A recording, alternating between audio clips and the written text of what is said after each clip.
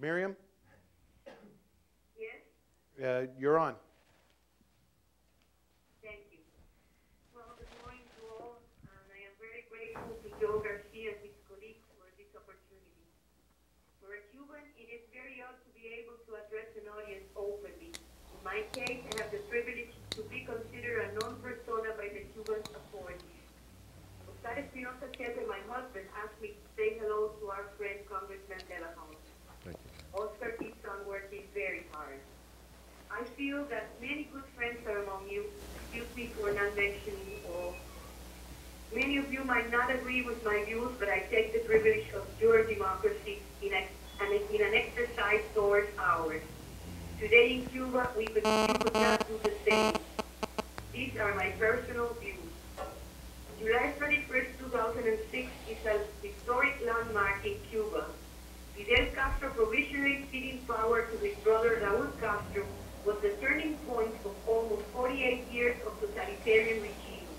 The snapshots on TV sealed the popular conviction that this era had ended and that no one will be able to establish again an almighty personal government. Cuba has passed from sudden amazement and greater fear to expectation for changes, to hopelessness, and to desperation due to the economic, social, and political crisis brought by Fidel Castro's suppression of human capability to express, work, and interact according to capacity and industriousness. 6 months have passed, and we find no changes other than the lack of endless speeches and marches. It is obvious that Raúl Castro and his entourage have not moved the society. The military have been very successful in maintaining social control with the powerful political police and hundreds of thousands of informers surveying each and every person. But Cubans increasingly show discontent. Daily life is very difficult in a country where wages and pensions are very low, prices very high, peso Cuban money is worthless, people survive from selling in the black market, corruption is commonplace, transportation is a practical joke, the so-called accomplishments in education, healthcare, and social security have crumbled, and young people see no future. It seems that as long as Fidel Castro is alive, those close to him will try to prove he is there for their sake. The hardliners seem to be fighting hard to prevent changes. Yet, even to preserve power, they are essential, unless Raúl Castro and the military would risk an uprising and the bloodshed most Cubans do not wish.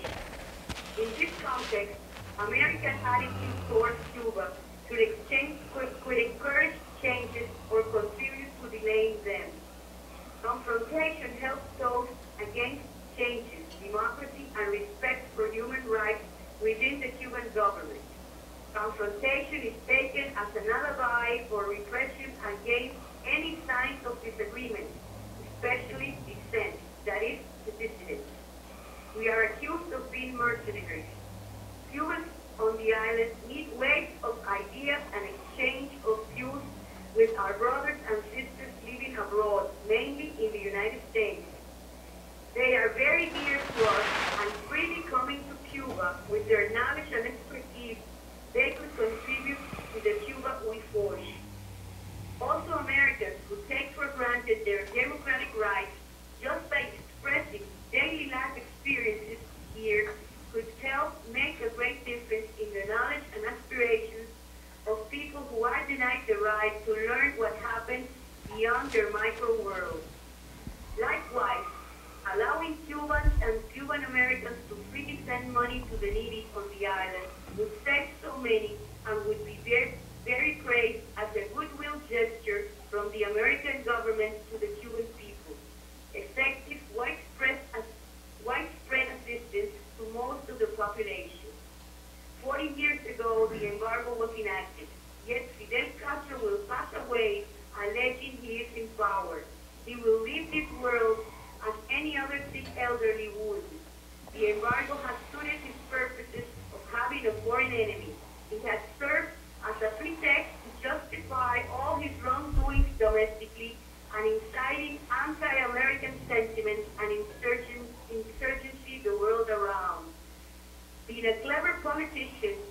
demanding an end to embargo, he really enjoyed it. But when trade with the United States stands in the fifth place of Cuba's commerce, what sense does it have to maintain the embargo? Lifting the embargo means leaving the fabled hardliners empty-handed. It would mean opportunities for the American enterprises, providing expertise and demonstrating how a person can progress according to self-effort without political compromises. It would also enable friendly countries, such as the European Union members, to devise together with the United States more effective means to assist the Cuban people on the path to democracy. It would help many Cubans who have been pretending for years to put an end to double standards, to come forward with their ideas of changes. There is a hidden opposition in Cuba that is longing to come to the surface, and the moment is right. We must not lose it. The Cuban people do not deserve to be in misery, missing the advantages of the 21st century. Our main issue is the release of all prisoners of conscience and political prisoners, especially the 75 inhumanly sentenced to 28 years, up to 28 years in jail during the dark spring of 2003, of which 59 are languishing with very poor health and 11 on conditional release due to health problems can be returned to prison any moment. Shameful and criminal was the death of Miguel Valdez Tamayo last January 10th in a hospital in Havana. Although he had American and Dutch visas, he never received permission to travel abroad. Psychological torture to their families and repression against legitimate whites must stop. We Cubans know that the future is in our hands, but American lawmakers can help us very much in our path to democracy, reconciliation, and reconstruction. I am certain that all Cubans in exile, Cuban Americans, and Americans wish us all the best. In Cuba, transition is underway in the minds and hearts of all Cubans.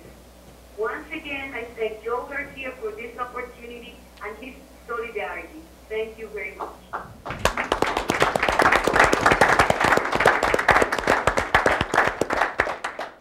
Thank you, Miriam. We'll give you, obviously, I'm Oscar Chepe's good friend, but I listen to what Miriam says because she's a brilliant thinker, and clearly she's a great translator. Anytime you have someone going to Cuba, to have Miriam translate, to see the other side.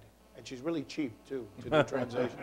Miriam, thank you very much. I know you're going to go receive emails. We'll give out Miriam's email, and we'll have her statement up on our webpage if you want to get it. Gracias, Miriam.